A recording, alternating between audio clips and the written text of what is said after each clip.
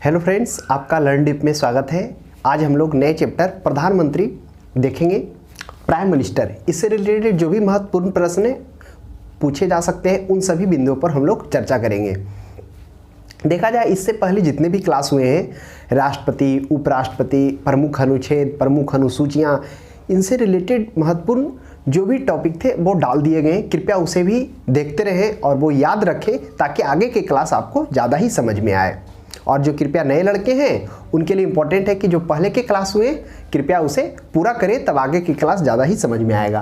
तो आज देखा जाए प्रधानमंत्री, प्राइम मिनिस्टर, यह जो है प्राइम मिनिस्टर, इससे प्रश्न सभी प्रकार के एग्जाम्स में पूछे जा सकते हैं। जैसे हाल में देखा जाए बीपीएससी का एग्जाम आने वाला है, फिर यूपी पीसीएस है, फिर झारखंड पीसीएस है। मतलब आसपास के जितने भी महत्वपूर्ण एग्जाम हैं उनसे रिलेटेड ऑब्जेक्टिव टाइप क्वेश्चंस इससे जो बन सकते हैं, पूछे जा सकते हैं, उनको हम लोग देखेंगे। तो देखा जाए हमारे भारत में क्या किया गया है, संसदीय व्यवस्था किया गया है। इस संसदीय व्यवस्था यह कहाँ से ली गई है? यह ब्रिटिश प्रणाली यानी ब्रिटिश सिस्टम पर आधारित है, क्योंकि ब्रिटिश का ही उपनिवेश बाद हम लोग भारत रहे थे। तो देखा जाए जो संसदीय प्रणाली है उसमें दो प्रकार के हेड को रखा गया है। जो एक हेड है वह नाम मात्र का हेड है और एक हेड है जो वास्तविक हेड है। तो जो नाम मात्र का हेड है वो कौन हुए? वह हुए भारत का राष्ट्रपति।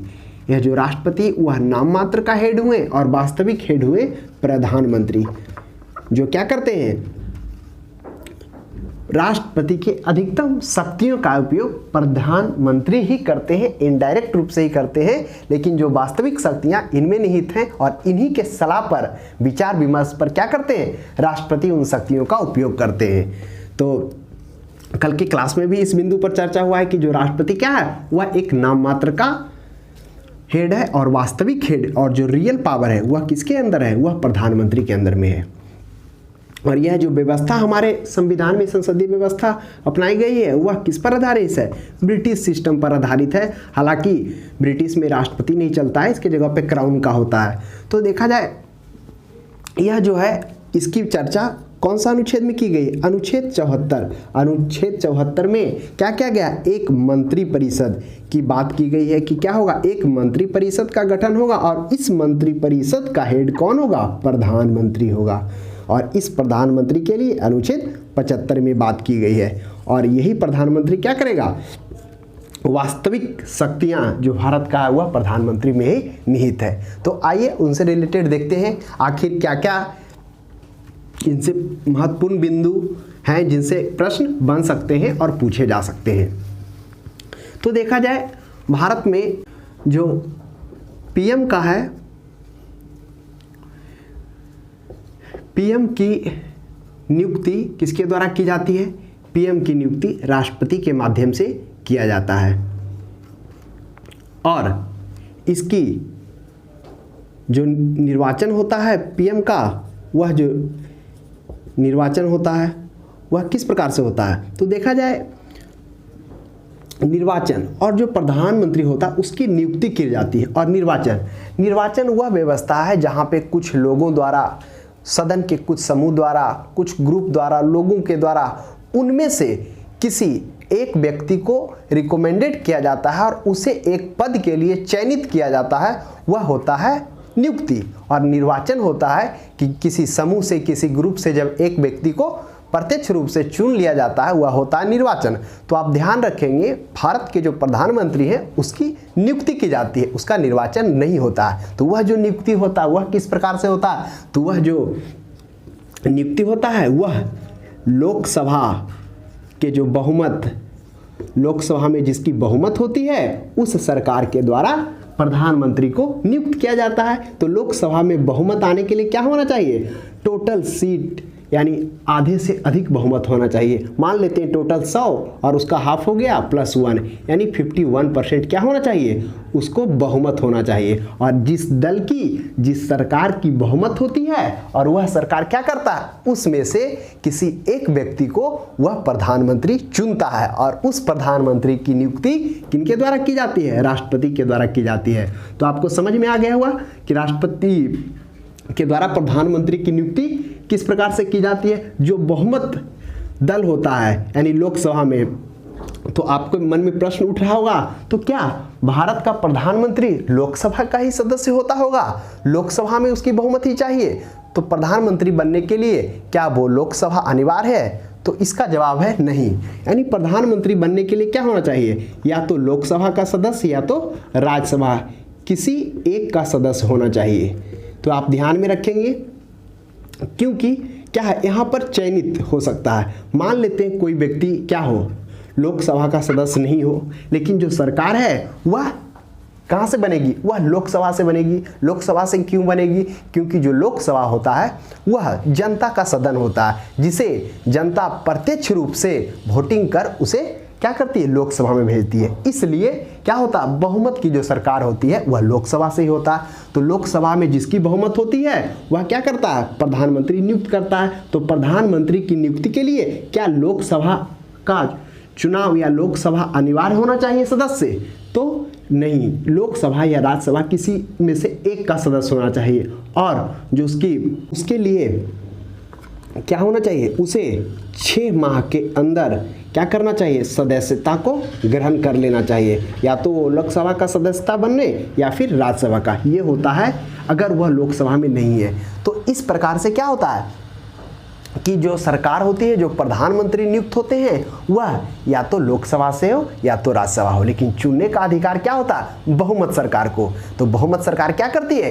किसे भी चुन सकती है। जो बहुमत, जो पूरे मंत्रिपरिषद जो बहुमत की सरकार है, जिसे अपने स्वेच्छानुसार वह क्या करे? चुने। उसको चुनने के बाद क्या करती है? उसकी जो नियुक्ति राष्ट्रपति के द्वारा की जाती है। तो ध्यान में रखेंगे, इस प्रकार से क्या होती है? प्रधानमंत्री की नियुक्ति की जाती है।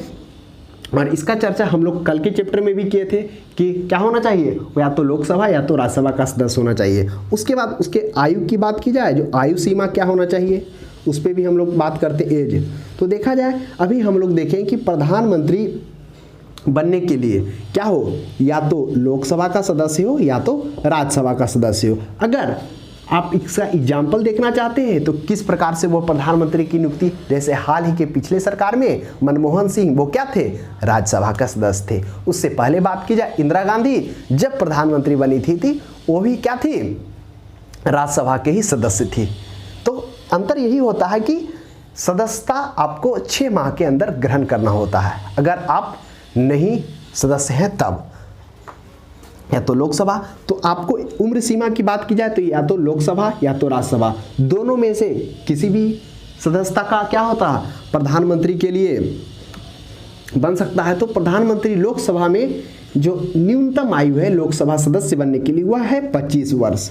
तो आप ध्यान में रखेंगे, प्रश्न कभी कभी पूछ दिया जाता है कि लोकसभा का सदस्य बनने के लिए जो न्यूनतम आयु है 25 वर्ष, और यह भी प्रश्न होता है कि प्रधानमंत्री की न्यूनतम आयु कितना है?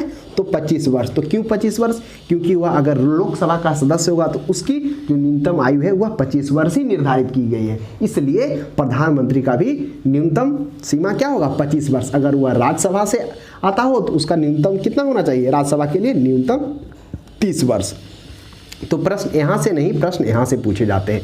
और अधिकतम सीमा की बात की जाए, प्रधानमंत्री बनने के लिए अधिकतम सीमा क्या है? तो नो लिमिट है। तो आप ध्यान में रखेंगे, जितने भी इलेक्शन के माध्यम से जो निर्वाचित होकर संसद में आते हैं, संसदीय प्रणाली में आते हैं, उनके लिए अधिकतम सीमा निर्धारित नहीं किया गया। और जितने भी लोग प्रतियोगिता से, जैसे IAS हो गया, बहुत महत्वपूर्ण पद हो गए, जिनसे प्रतियोगिता के द्वारा जो आते हैं, उनमें उम्र सीमा मैक्सिमम निर्धारित की गई। लेकिन इलेक्शन के माध्यम से जितने भी लोग आते हैं उनकी उम्र सीमा की बात नहीं कहीं की गई है।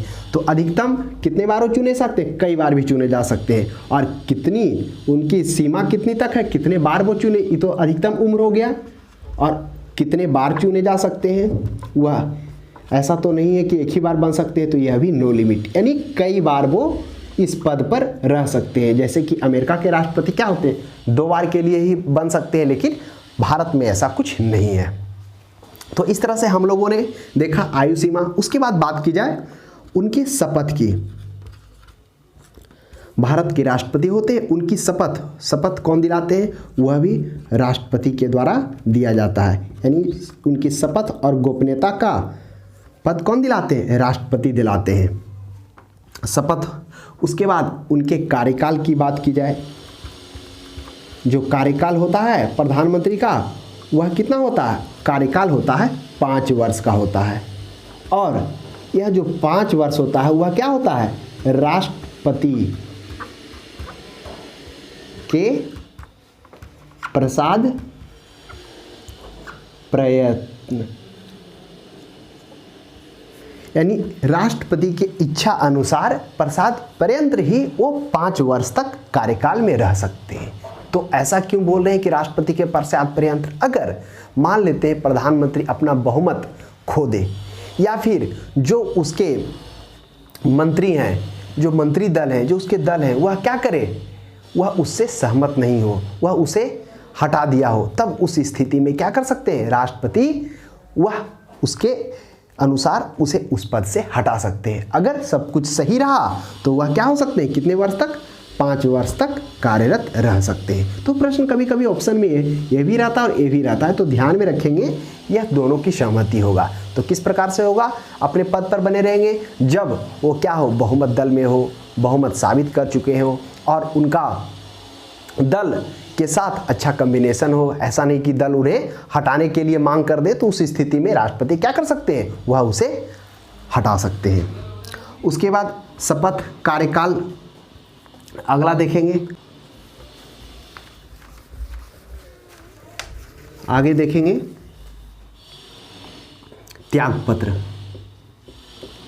त्यागपत्र की बात की जाए तो जो प्रधानमंत्री है अपना त्यागपत्र किसे देंगे, वह राष्ट्रपति को देंगे। तो आप ध्यान में रखेंगे शपथ भी राष्ट्रपति के द्वारा दिलाया जाएगा और त्यागपत्र भी राष्ट्रपति को देंगे। उसके बाद बात की जाए वेतन, जो वेतन है वह क्या होता है, इनका जो वेतन होता है, जितने भी सांसद होते हैं उन सांसदों के इतना ही इनका भी वेतन होता है, लेकिन जो इनका भत्ता होता है वह आम सांसदों से भिन्न होता है, अलग होता है। इसी कारण प्रधानमंत्री को एक अलग पद से चिन्हित किया जाता है, क्योंकि जो इनका भत्ता होता है वह बाकी सांसदों से अलग मिलता है। तो आप ध्यान में रखेंगे। और जो सांसदों का वेतन आपको पता होना चाहिए, क्या करते हैं, सांसद खुद अपना वेतन खुद क्या करते हैं, निर्धारित करते हैं। तो इस तरह से सांसद अपना वेतन क्या करते हैं, वह खुद संसद में बैठकर निर्धारित करते हैं। प्रधानमंत्री की कुछ शक्तियां, क्या क्या उन्हें शक्तियां दी गई है, उनसे रिलेटेड और उनके कुछ क्या कार्य हैं, उन्हें हम लोग आज देखेंगे। तो देखा जाए प्रधानमंत्री की शक्तियां की बात की जाए तो इसकी शक्तियों का संविधान में वर्णन नहीं किया गया है। यह इसलिए नहीं किया गया है क्योंकि जो राष्ट्रपति की शक्तियां हैं उन शक्तियों का प्रधानमंत्री ही इनडायरेक्ट रूप से ही उपयोग करते हैं, लेकिन उपयोग कौन करते हैं, प्रधानमंत्री ही करते हैं। इसलिए इनके शक्तियों की चर्चा खासकर संविधान में ज़्यादा नहीं की गई है। इसलिए नहीं की गई है क्योंकि वह राष्ट्रपति का मुख्य सलाहकार भी होते हैं और राष्ट्रपति की शक्तियों का प्रयोग इनडायरेक्ट रूप से ही किसके द्वारा किया जाता है, प्रधानमंत्री के द्वारा ही किया जाता है। तो कुछ कुछ हम लोग इसको डिवाइड करके देखेंगे किस प्रकार से इनके क्या क्या शक्तियां हैं, किस रूप में वो कार्य करते हैं, कुछ उसे हम लोग देखेंगे। पहला देखा जाए मंत्रिपरिषद के रूप में, मंत्रिपरिषद के रूप में वह क्या कार्य करती है। पहला बिंदु, मंत्री परिषद की बैठक, अगर मंत्रिपरिषद का बैठक बुलाना हो तो उस बैठक की अध्यक्षता प्रधानमंत्री के द्वारा ही किया जाता है। तो ध्यान में रखेंगे। उसके बाद मंत्री हो गया, जैसे बहुत सारे महत्वपूर्ण पद पर जो मंत्री हैं उसे बनाना, जैसे रक्षा मंत्री, गृह मंत्री, विदेश मंत्री, इन सभी पदों पर नियुक्त करने के लिए वह राष्ट्रपति को परामर्श देती है और उसे उस पद पर नियुक्त करने के लिए सलाह देती है। तो इस तरह से मंत्रियों की नियुक्ति में भी मंत्रिपरिषद के कार्यालय में प्रधानमंत्री का एक अहम भूमिका होता है। उसके बाद विकासात्मक कार्य, यानी जो भी सरकार की विकासात्मक कार्य है उस कार्य को क्या करना, आगे बढ़ाना, उस कार्य को करना, यह भी क्या है, मंत्रिपरिषद का ही काम है। उसके बाद दूसरा हम लोग देखेंगे राष्ट्रपति। राष्ट्रपति की कुछ शक्तियों का उपयोग वो कैसे करते हैं, जैसे राष्ट्रपति को सलाह देना और नियुक्ति संबंधी परामर्श देना, कौन कौन सा सलाह, जैसे कैग की नियुक्ति, महान्यायवादी की नियुक्ति, अटॉर्नी जनरल की नियुक्ति, ये सभी महत्वपूर्ण पदों पर नियुक्ति के लिए प्रधानमंत्री राष्ट्रपति को सलाह दे सकता है, विचार विमर्श कर सकता है। तो सलाह और नियुक्ति संबंधी राष्ट्रपति को परामर्श देता है। उसके बाद योजना, जो भी योजना चल रहा है उस योजनाओं को राष्ट्रपति को अवगत कराना कि क्या क्या से पॉलिसी से हैं वो चल रहे हैं, उससे राष्ट्रपति को अवगत कराना। तो ये हो गया राष्ट्रपति संबंधित कुछ शक्तियाँ। उसके बाद थर्ड में देखेंगे संसद, यानी संसद के अंदर क्या क्या प्रधानमंत्री की भूमिका है उसे हम लोग देखेंगे। तो संसद के अंदर लोकसभा, यानी लोकसभा क्या होता है, लोकसभा के प्रति जितने भी मंत्री होते हैं वह उत्तरदायी होते हैं, यानी पूरा मंत्रिपरिषद क्या होता है,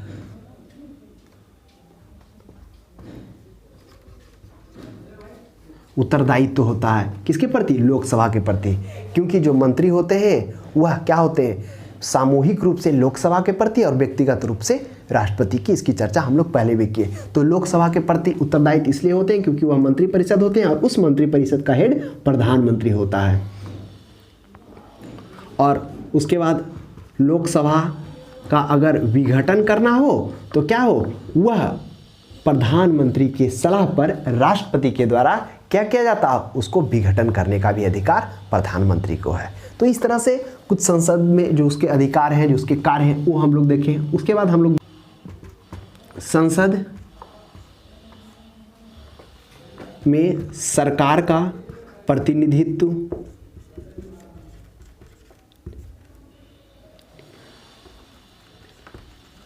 सरकार का प्रतिनिधित्व कौन करता है, प्रधानमंत्री करता है। यानी कहने का मतलब अगर वो जनता कुछ क्वेश्चंस करती है तो उस प्रश्न का जवाब वह संसद में देती है और विपक्ष के बहुत सारे सवालों का जवाब भी सरकार वहां पर देती है। और विपक्ष के कुछ अगर अच्छे विचार हैं तो उसे क्या करती है, वह अपने में शामिल भी कर लेती है। हालांकि ऐसा तो देखने को नहीं मिलता, लेकिन कुछ समय से क्या हो रहा है, विपक्षों की भूमिका उतना अहम नहीं है, क्योंकि आज जो टकराव है वो काफ़ी देखने को मिलता है विपक्ष में और सरकार में। तो उसके बाद चौथा हम लोग देखेंगे कुछ अन्य कार्य। अन्य कार्य में क्या हो गए, जैसे एक हो गया नीति आयोग, जो पहले योजना आयोग था उसे बदलकर नीति आयोग कर दिया गया। तो इस योजना आयोग के अध्यक्ष भी प्रधानमंत्री ही होते हैं इस नीति आयोग के। उसके बाद एक और देखने को मिलता अंतरराज्यीय परिषद का गठन।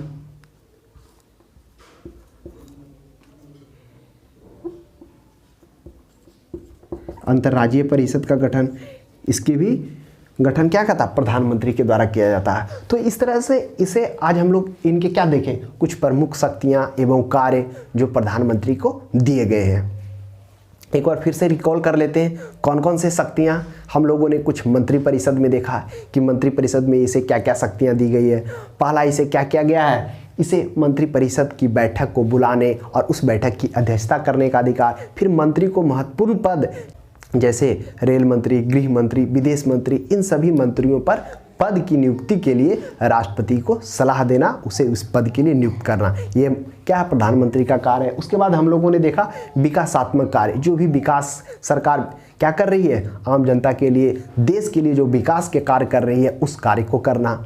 उसके बाद मंत्रिपरिषद के बाद कुछ राष्ट्रपति के अनुसार कि राष्ट्रपति को क्या क्या शक्तियाँ, उस शक्तियों का उपयोग प्रधानमंत्री के माध्यम से किस प्रकार किया जाता, उसे हम लोगों ने देखा। महत्वपूर्ण पद जैसे कैग, अटॉर्नी जनरल और इस सभी पदों पर नियुक्ति के लिए सलाह और नियुक्ति के लिए परामर्श करना। उसके बाद योजना, जो योजनाएं चल रहे हैं उस योजनाओं से अवगत कराना। उसके बाद हम लोग देखें कुछ संसद में जो उसको अधिकार है, जैसे